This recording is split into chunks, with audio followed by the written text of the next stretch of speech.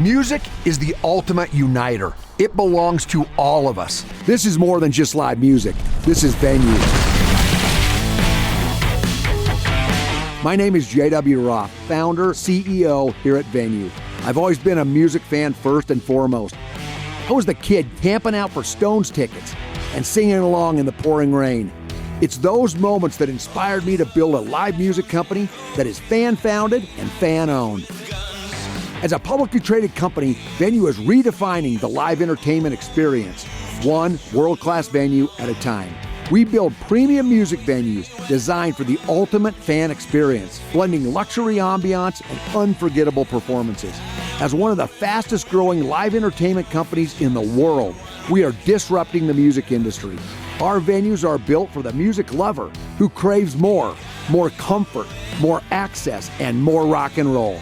And we are just getting started with new venues planned nationwide. Venue is setting the stage for the future of live entertainment. This is music reimagined. This is Venue.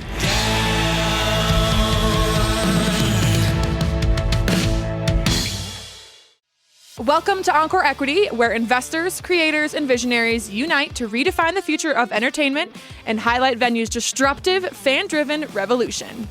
Hosted by Venue's now all-star, self-made entrepreneur, founder, chairman, and CEO of Venue Holding Corporation, J.W. Roth. This is our dear friend, Dave Gentry. He is here with us on the show. He is the author of Small Stocks, Big Money, a recognized expert in the small cap space. He is also consulted over 1,000 public companies, founded a financial news shows that broadcast over to 177 million homes, and has appeared on CNBC and Fox Business. So Dave, I just want to give a brief introduction to Dave Gentry. Thank you for being here. I'll let you guys take it away. Thank you. Chloe, it's good to be here. Dave, thanks for making the trip out here. I've heard you had a hell of a day getting out here. He's missed 2 planes. Now tell me the whole story. What happened? I can't do that. It's embarrassing. But let's say I was supposed to be here yesterday. 2:30, and I got in today at 12 o'clock. I'm just glad you're here. But it's a pleasure. It's a I'm privilege. glad you're here. Again, thank you for being here today. Dave Gentry, RedChip is here. Before we get started, I'm going to have Dave spend a couple of minutes and kind of walk us through RedChip. Who is RedChip, and why should we be interested in RedChip? Well, sure. Thank you. So RedChip is an investor relations and media firm with a 32-year history. Awesome. So we represent about 70 companies a year, New York Stock Exchange, NASDAQ companies. Market cap's $2 billion and under. In the 90s, we were a research firm, and we were putting coverage on companies like Starbucks in 1992, one of the first, Winnebago, Daktronics. Over the years, in the late 2000s, we evolved into a full-service investor relations and media company. So we have our own show that airs on the Bloomberg Network. It's not a Bloomberg show, but it's called Small Stocks, Big Money, every Saturday, 7 p.m. Eastern, nationwide on Bloomberg. We do research profiles for our companies. We do road shows for our companies. We have a very robust social media platform, a very robust national media platform where we write, produce, create ads for them, talking about the value proposition of their company.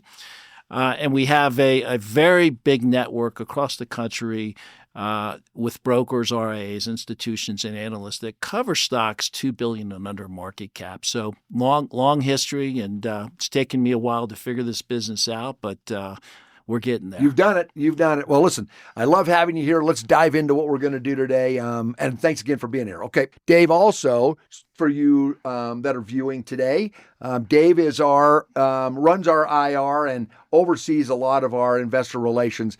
He's about one of the best in the space, and we're just grateful to have you here. So today we're going to do a little sort of, what would you call it? Investor 101, Investor Relations 101, so that you all as shareholders understand the different piece parts of how this all works. And we're going to start with sort of 2 different buckets of investors, right? There's your institutional investor, and then there's your retail investor. Dave is an expert in the area of retail investors. So Dave, just at a very basic high level, walk us through the difference between an institutional investor, what they do, where they're from, and your retail investor. So an institutional investor would be a firm like BlackRock or even Goldman Sachs and the funds that they run in-house. And they're investing for basically corporations and sometimes very high net worth individuals. So that's the institutional side. They'll take very large positions in stocks, and they represent some of the biggest corporations and some of the biggest companies in the world and some of the richest people in the world. On the other hand, you have the individual investor. This is a retail investor. Included under that heading of retail investor, you also have high net worth investors, and these are people that are worth $1 million or more. But if you include all of them, it's 61% today. 61% of American households have stock accounts. Wow. And so they're not all buying individual stocks. They have ETFs, et cetera. And now, today, globally, there are 100 million people with stock applications, and that's growing at 20% a year. So this is a very well-titled show, The Rise of the Individual Investor. Right. What is I look back and I think to myself as I've come up in the business world and how the buying stock has changed. When I grew up, you had a stockbroker, right? And that stockbroker would call your house or your office, and he would pitch you on a story, tell you a story. And then he would talk to you a little bit about the company, and he would help you make that decision. Today, that's not the way it works typically. The way it works typically today is all of the online trading and the access to the markets. Do you see that that the access now has really driven the retail investor? Well, it has, and this has been going on for 20 years. During COVID, it exploded, right? You had millions of people at home, particularly the millennials. In fact, the millennials themselves represent one of the biggest retail segments of the retail buying segment. For example, on Robinhood, they have 25.5 million investor accounts. Wow. The average account is worth $8,000. Wow. And again, we now have retail investors have, charts, tools that pension funds managers have had for years. They now have it at their fingertips. Right. And you have ChatGPT. We just launched a product called RedChat, in which for 4,000 stocks, you can ask any question. If it's in the filings, in the press releases, it'll give you an answer in seconds. So with knowledge, I call it sort of the decentralization of finance. Yeah. We see it in crypto, right? Yeah. And we see it here with the decentralization of the power that these individual investors have away from the institutions, not using a stockbroker. Yeah. Exactly. Yeah. It's interesting because, if you think back in time, access is everything, right? So access to research, access to inside company sort of thought always came from institutions, your stockbroker. Today, millennials have access and ways of gaining access to information that they didn't have before. So they're making a lot of these decisions on their own. They are. And they're also, as we've seen with the meme stocks, acting collectively, right? You see it with GameStop, with Bed Bath & Beyond, and totally disrupting the markets and taking on the institutions, right? And cracking these shorts. And you've seen stocks increase well beyond the fundamentals in the valuations they deserve. So a lot of power. You and I see it. We've seen it in spades the last 2 days. Newsmax came out and went from $1 billion market cap, which is, I think, about where it should be, maybe a little higher than that, to over $20 billion in 48 hours.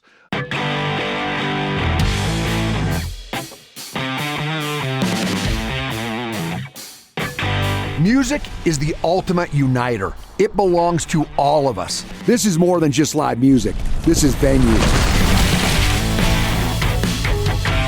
My name is J.W. Roth, founder, CEO here at Venue. I've always been a music fan first and foremost. I was the kid camping out for Stones tickets and singing along in the pouring rain. It's those moments that inspired me to build a live music company that is fan-founded and fan-owned. As a publicly traded company, Venue is redefining the live entertainment experience, one world-class venue at a time. We build premium music venues designed for the ultimate fan experience, blending luxury ambiance and unforgettable performances. As one of the fastest growing live entertainment companies in the world, we are disrupting the music industry. Our venues are built for the music lover who craves more comfort, more access, and more rock and roll. And we are just getting started with new venues planned nationwide. Venue is setting the stage for the future of live entertainment. This is music reimagined. This is Venue.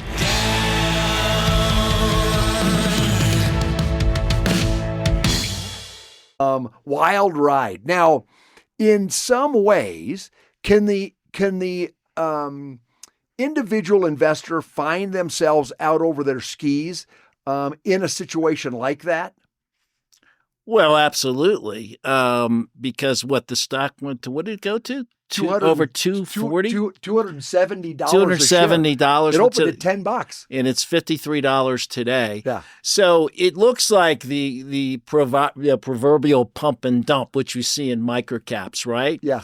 And I happen to think on this, I could be wrong, I think there was some real orchestration there and some very powerful people involved in moving that up. I could be wrong. I would think, we've seen a couple of years ago in the small cap space, we saw IPO stocks go from 4 to 40 and come back down to 3 or 2 and 50 cents.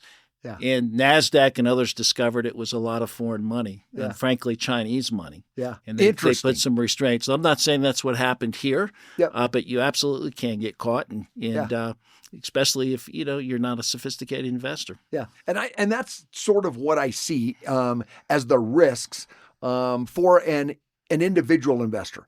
That is why I think you have done so well. I'm going to use RedChip as an example, where you actually provide some insight and some transparency into what you guys think is a reasonable valuation for the companies that you talk about. For example, when you read a research report, and that research report at the end of the day gives you a target of, say, $15 to $18. I'm just making this up. You have a little bit of a crutch as an investor to say, I can rely on this piece of research because the guy writing that research has done a lot of work. It helps an individual investor from getting out over their skis. Maybe like what we saw yesterday, which in that particular case, it's not the banker's fault. It's not the market's fault. It's the investor's fault, I think, a lot of times, because they're the ones driving that price, because somebody has to be buying that stock at valuations that are clearly over even what the company's expectations were. That's a great point. There is one caveat here, JW, and we see it a lot in the small cap space, and it's called algorithmic trading. And so some very smart guys have programmed to look for certain signals in stocks. And what you see happening is this is quants. They're buying shares, moving the stock up a little bit, maybe 2%, 3%. They're selling shares, but it's a formula that some very, very smart people have put in place. So sometimes we'll see stocks with a 3 million share float trade 100 million shares. Well, What's going on there? Part of it is exactly what you said. It's investors hopping on the bandwagon, not thinking, and hoping, like I've done many times, it's going to go another 25, 50% up and you get stuck and it comes down. Yeah. But what's driving a lot of this is the algorithmic trading, right? Yeah. It's totally programmed trading. Right. Buy, sell, buy, sell, buy, sell, buy, sell. Yeah. It's that hamster wheel that can catch you. Yeah, exactly. There are a lot of shifts in how the individual investor trades now. What do you think of the platforms like Robinhood, like Webull? They're very powerful platforms. Look, they're getting information that, again, and tools that before in years past, they were only available to people working at Goldman Sachs and the big banks and the big funds. So they have all the same tools. it's very inexpensive, right? And so that's why, again, you have, just to take an example, Robinhood now has, I told you this earlier, they have 25.5 million people, user accounts on that platform, and it's growing. It's growing at 7-8% a year. So a lot of power. What amazes me is the collective power. And we've seen this through those Reddit chat rooms, Sure. right? The platforms. Sure. So they're, again, able to just go in and move a stock. It's just amazing. It's incredible. It's incredible. With somebody that's just getting started in the market, what would be the top 3 tips you would give a brand spanking new investor that doesn't have an ounce of history of doing this? What would be your top 3 sort of pieces of advice that you would give a young investor? I would say 1, read Benjamin Graham's The Intelligent Investor. That would be number 1. Number 2, I would say, take some classes on investing, right? There's good classes at universities. There's great online classes where you can learn from experts. I'd say 3, look, be very careful with microcap stocks. They're even you're young, it's fine. You can put some of your money in there, but if you're going to buy smaller cap companies, which the younger investors tend to do, they can do that because they've got many, many years to build that investment portfolio. Yep. But buy baskets of stocks. If you're going to buy the smaller microcap stocks, buy a cornucopia of stocks because in the microcap, small cap space, a high percentage don't work out, but there are those that do make it worthwhile. When you see those 10 to 20Xs, like Venue. I think Venue is going to be a 10X play, for example, right? I agree. And, totally agree. Yeah. Fundamentals. And get the fundamentals. Warren Buffett, I've been a study of his, and I love so many of the things that he says. But he always talks about people get confused when they're buying stocks. They need to really think about the fact that they're buying businesses, right? They're buying a business to understand that business. And he always says, when stocks go down, it maybe gives you the opportunity to buy that business cheaper. And if you already made the decision that you like that business, that you believe in that business, and that you're in that business for the long haul, sometimes looking at a stock gets you a little bit off balance or a little bit unbalanced, right? Because you're not looking at it as you're buying a business. So anyway, I find that very interesting. So I think young investors, and I do it myself, I sometimes catch myself buying a stock because of a story versus buying a stock because of the business. And I really believe that investors will do themselves much better by understanding the business behind the stock and looking at the stock as a business. Well, that's such a great point. I mean, you've got to understand the business model, right? Yep. And when we talk to institutional investors and they look at investor decks, they say, look, one of the first things I want to see in the investor deck is how do they make money, right? How do they make money? Totally. In the small cap space, they're looking first at the jockey because it's management. They're looking at the CEO. Totally. And so, again, I'm not here on your own show to talk about Venue, but I should. I'm in your office. I represent you. Yeah. If you look at your background and your history, it's quite amazing. I appreciate it. And we have investors, we have funds, family offices that are putting $1 million, $2-3 million into your stock, and they're doing. They love the business model. Yep. But they see what you've done in your career, and and I'm here in your office today. It's just amazing walking around and seeing everything. But I appreciate it, and I've always been the same way too. And at the track, the jockey is really a big piece of where you're placing your bet. Good people can fix bad deals just about as fast as bad people can screw up good deals. And so it's persistence, and it's all the things that you want in your jockey is important, is an important piece of your decision-making piece. Okay, I've got a couple more things I want to talk about. Are there mistakes that you find the retail investor makes at a faster pace than your institutional investor?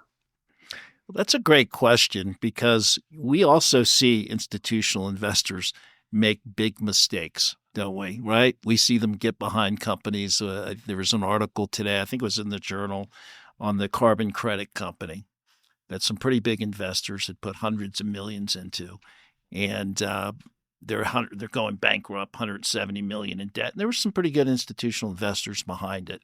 So they make mistakes too, because there's no none of us have a crystal ball. We're all going to make mistakes. But are there mistakes that, and again, in my book, you'll see that I've interviewed both individual, very high net worth investors, made a lot of money on small caps, but also fund managers that have a very strict formula that they followed for years, with different criteria, and even they make mistakes. So do they make mistakes at a faster rate? Well, that depends on the individual investor. Ostensibly, again, the institutions are more sophisticated. They have more expertise. They have a bigger brain trust. But it's a tough question. I can tell you personally, I've made a lot of mistakes investing over the years. I've lost a lot of money. I've made a lot of money, though, learning from my mistakes. Yeah. Right. You know what I mean? Right. I've sat in a saddle for 60 years, so and you have too. So we know how that works. How do you see new technology? I'm going to talk AI and all of these new sort of pieces that are coming. How is that going to affect the individual retail investor? Well, I think we're seeing it happening, right? Again, they can get even on our platform, RedChat, on 4,000 small cap stocks, you can get answers in seconds on any company. Right. And so, and with ChatGPT, quite powerful. We've already talked about the algorithmic trading, which is trading the dynamics of how a stock trades today, right? Yeah. Almost it's artificial. It's not a fund manager saying I'm going to buy. It's pre-programmed. Right. And then, Dave, if there's investors that are watching, how do they access your platform? RedChip.com. RedChip.com. 4,000 small cap stocks. Yep. You can access any information on those companies, anything in their filings, press releases, it's all there. Research by sectors, with the multiple filters. And again, you can type or verbalize a question. RedChat will give you you want to know enterprise value for Venue. You want to know your last earnings report. You want to know the management. Answers in seconds. So RedChip.com. That's awesome. Thank you. That's awesome. Okay, Dave, as we wrap this up, if I'm an investor and I'm watching us today and I'm thinking to myself, what is the best way I can go about doing my homework, my due diligence on a new name that I'm interested in? Great question. First, again, you've got to we look at when we decide to take on a client, it goes back to what I said earlier. We look at four things. Who's running the company? What's their background? What's their history? Who's on the board of directors? That's good. Very importantly, what's their cash position? How have they been financed? Who has financed them, right? In terms of their business model, are their margins as good or better than what we see in the industry, right? So those are four things that we always look at when we take, and how big is that market opportunity? How different is that product? What are the differentiators? And for that, you do have to ask a lot of questions. You typically have to pour through the filings to really see the full picture. Do your homework. But with RedChat, of course, you can get answers in seconds. That's exactly right. That's awesome. That's awesome. Dave, thanks a million for being here. Okay. Thank you all for joining in today. As you know, we're roaring around Venue, and we're excited about all that we're doing. And pick up the phone and call us anytime. Venue! Exactly right, Venue.